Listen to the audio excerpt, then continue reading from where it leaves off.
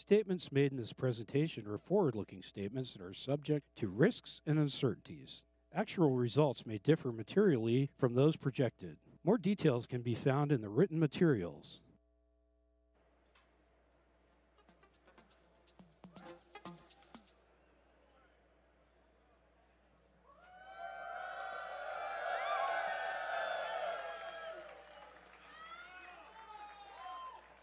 Ladies and gentlemen, here, everywhere, online, around the world, outer space, I'm Franz.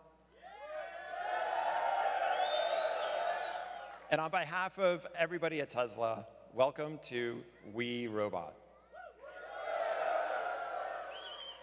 Just want to thank Warner Brothers for hosting us here. As you know, this is the birthplace of many epic films, many of them depicting a vision of the future. We're here tonight to experience that future that is closer than you think. And who better than Elon, right, to show us that future? So it looks like Elon's on his way, so let's welcome him out here.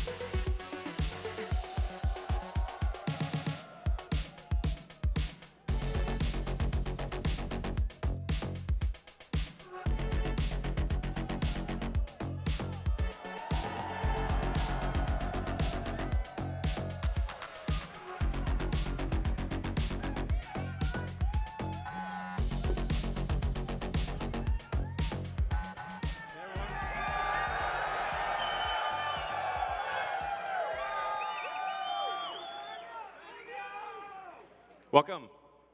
Welcome to the We Robot Party. So we have quite a show for you tonight. I think you're going to like it. As you can see, I just arrived in the Robotaxi, the Cybercab.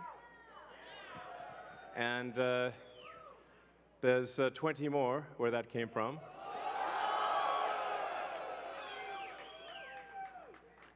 So they've been traveling. There's no people in them, as you can see. The car's just going by with no people.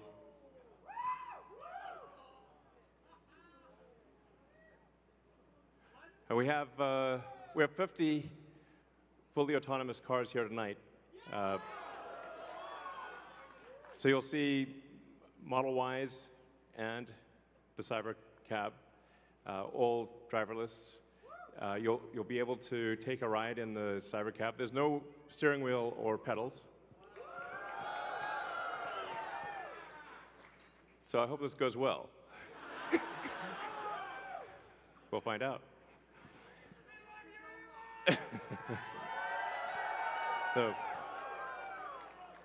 So you see a lot of sci-fi movies where the future is dark and dismal, where it's not a future you want to be in. So, like, I love Blade Runner, but I don't know if we want that future. I think we want that duster he's wearing, but not the bleak apocalypse. We want to have a fun, exciting future that if you could look in a crystal ball and see the future, you'd be like, yes, I wish I could be there now. That's what we want.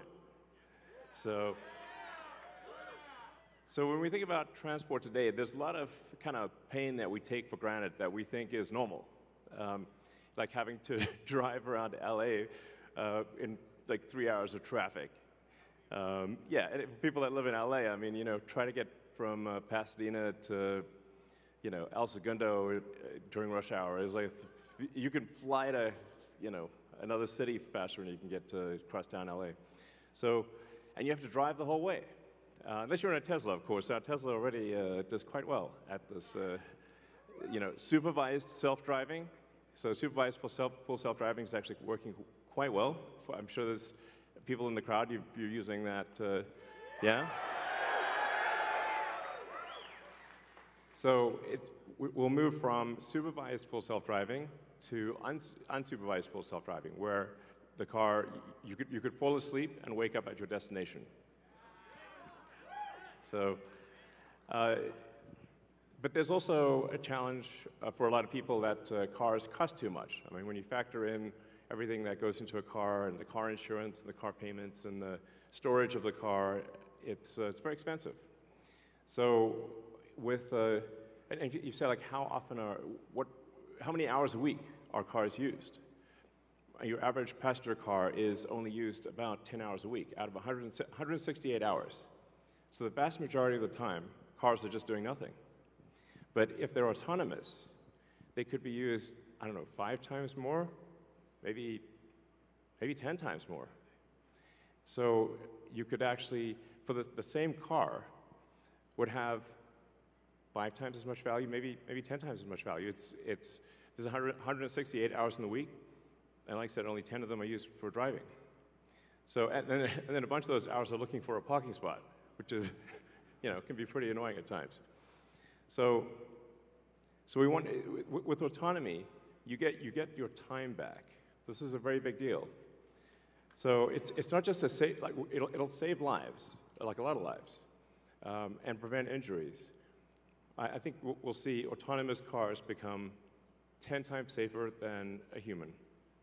I mean, if you think of times past where there used to be an elevator operator in every elevator, but once in a while they get tired and they accidentally shear somebody in half, So now we have automated elevators. You just get in an elevator and you press a button, and you don't even think about it.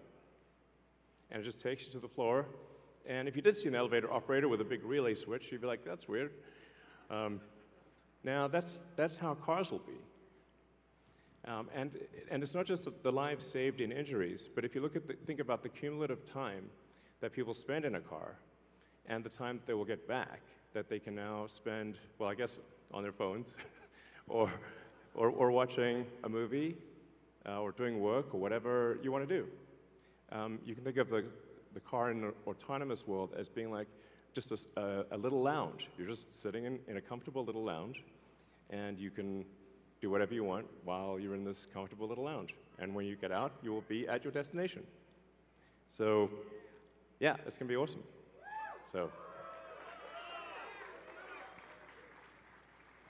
So in fact, I think the cost of autonomous transport will be so low that you can think of it like individualized mass transit. The average cost of a bus per mile for a city, not the ticket price, because that is subsidized, but the average price is about $1 a mile. Whereas the cost of Cybercab, we think probably over time, from the operating cost is probably going to be around 20 cents a mile. And price, including taxes and everything else, probably ends up being 30 or 40 cents a mile. So yes, and you will be able to buy one.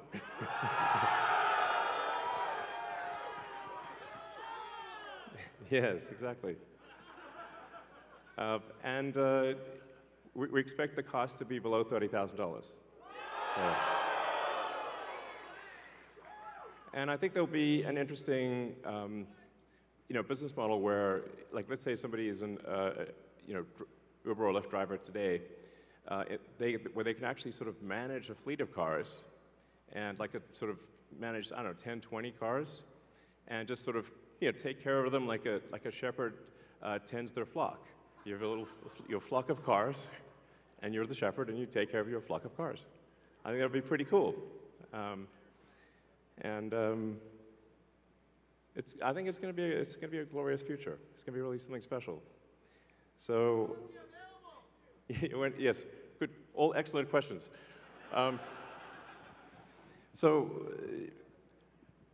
We do expect actually to start fully autonomous, unsupervised FSD in Texas and California next year. And that's with the Model 3 and Model Y. And then we expect to be in production with the Cybercab, which is really highly optimized for autonomous transport in probably, well, I tend to be a little optimistic with timeframes, but in 2026. So, yeah, before 2027. Let me put it that way. We'll make this vehicle in very high volume, but well before that, you will experience a robotic taxi via the Model 3 and Model Y program, and Model S and X too. But your 3 and Y will achieve unsupervised full self-driving with permission in wherever regulators essentially approve it in the U.S. and then to follow in outside the U.S. So, and it's Cybertruck too. Yes, of course. Sorry, I don't want to forget. Yes. All our cars are basically all cars that we make. So let's not get nuanced here. All right, next slide. So one of the reasons why the computer can be so much better than a person is that we have millions of cars that are training on driving. So it's like living millions of lives simultaneously and seeing very unusual situations that a person in their entire lifetime would not see. But hopefully, yeah, exactly. So with that amount of training data, it's obviously going to be much better than what a human could be, because you can't live a million lives. And it's also, it can see in all directions simultaneously, and it doesn't get tired or text or any of those things. So it will naturally be, like I said, 10, 20, 30 times safer than a human, just for all those reasons. And I want to emphasize that the solution that we have is AI and vision. So there's no expensive equipment needed. So the Model 3 and Model Y and S and X that we make today will be capable of full autonomy unsupervised. And that means that our cost of producing the vehicle is low. Now, we are going to actually overspec the computer for the Cybercab. So our AI5 computer will be somewhat overspec'd. And because I think there's actually also an opportunity, sort of like an Amazon Web Services, where if the car is driving for 50 hours a week, there's still over 100 hours left. And there's a potential there to have a massive amount of distributed inference compute, where if you've got, like, say, a fleet of 100 million vehicles and a kilowatt of efficient inference compute, you have 100 gigawatts of compute, which is really quite substantial. And if it's there, you might as well use it. So, yeah, so that I think will make sense. So, all right. So our autonomous future is here. As I said, we've got 50 Teslas driving autonomously. We're trying to give you a sense of what cities will be like in the future. And when you get in, you'll see like it's really quite a wild experience to just be in a car with no steering wheel, no pedals, no controls, and it feels great. And we have enough vehicles here, so everyone should be able to try it out and experience the set that we've built here. It's a very big set, so it's like really, we've used several, I don't know, 20, 30 acres or something like that. It's really big. So it goes on, the ride's long. And we set it up to feel like a ride, like a park ride. So it'll be cool, and you'll get to experience it tonight.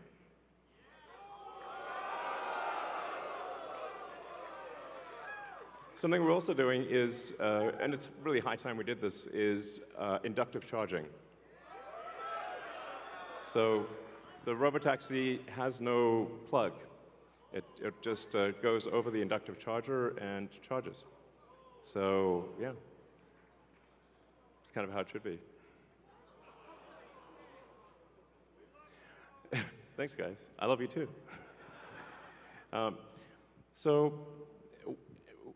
one of the things that is really interesting is how will this affect the cities that we live in? And when you drive around a city, or when the car drives you around a city, you'll see there's a lot of parking lots. There's parking lots everywhere, parking garages. So what would happen if you have an autonomous world is that you can now turn parking lots into parks. And so we're taking the ing lot out of parking lot. You're welcome. So there's a lot of opportunity to create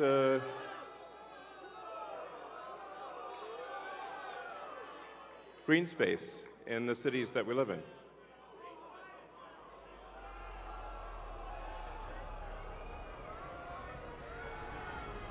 So that would be quite fantastic. Oh, and also, what happens if you need a vehicle that is bigger than a Model Y?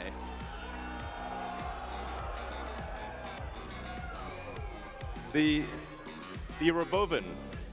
The Robovan is, we're going to make this, and it's going to look like that. Now, can you imagine going down the streets and you see this coming towards you? That'd be sick.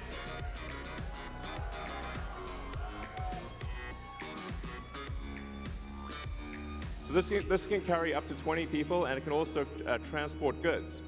So you can configure it for goods transport within a city, or transport of up to 20 people at a time. So this is gonna, the Robovan is what's gonna solve for high density. So if you want to take a sports team somewhere, or you're looking to really get the cost of travel down to, I don't know, 5-10 cents a mile, then you can use the Robovan. Some people call it the Robovan, but so yeah.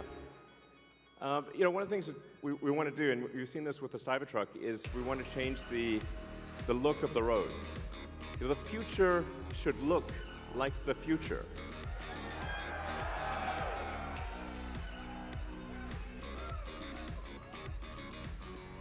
So, speaking of robots, so everything we've developed for our cars, the batteries, power electronics, the advanced motors, gearboxes, the software, the AI inference computer, it all actually applies to a humanoid robot. So the same techniques, it's just a robot with arms and legs instead of a robot with wheels. And we've made a lot of progress with Optimus. And as you can see, we started up with someone in a robot suit, sort of down, and then we've progressed dramatically year after year. So if you extrapolate this, you're really going to have something spectacular. something that anyone could own. So you could have your own personal R2-D2 C3PO.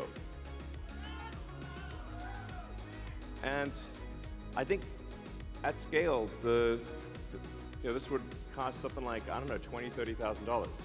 Probably less than a car, is my prediction long term. Now, it'll take us a minute to get to the long term, but fundamentally at scale, the Optimus robot, you should be able to buy an Optimus robot for, I think, probably $20,000 to $30,000 long term. So, and what can it do? It'll basically do anything you want. So it can be a teacher, babysit your kids. It can walk your dog, mow your lawn, get the groceries, just be your friend, serve drinks.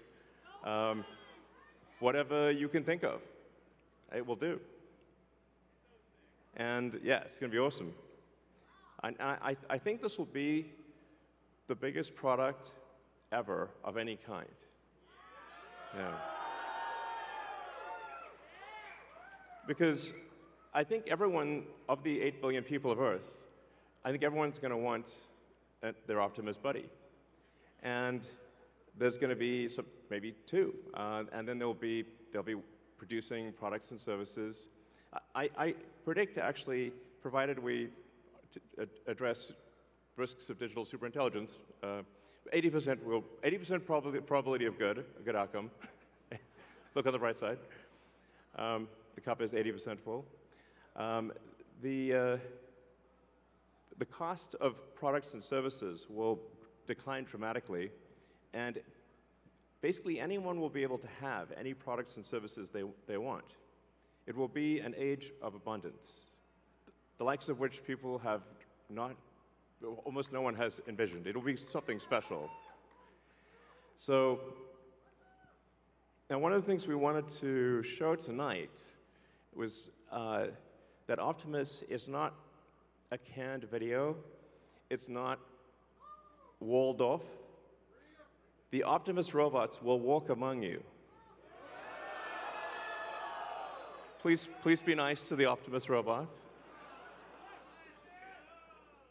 So you'll be able to walk right up to them, and they'll serve drinks at the bar. And you'll directly, I mean, that's just, it's a wild experience just to have humanoid robots, and they're there, you're just in front of you. So, yeah, with that, let's party.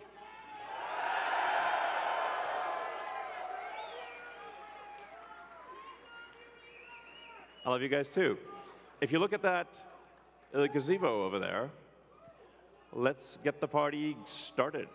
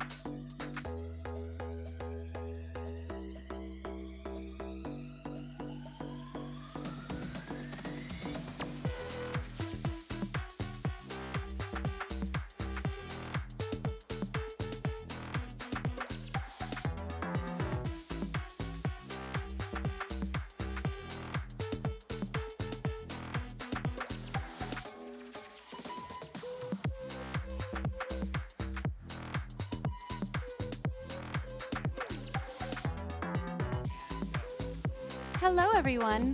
Midwest is currently prioritizing VIP rides. GA guests, please make your way to our other amazing zones to board your Robotaxi experience. Thank you.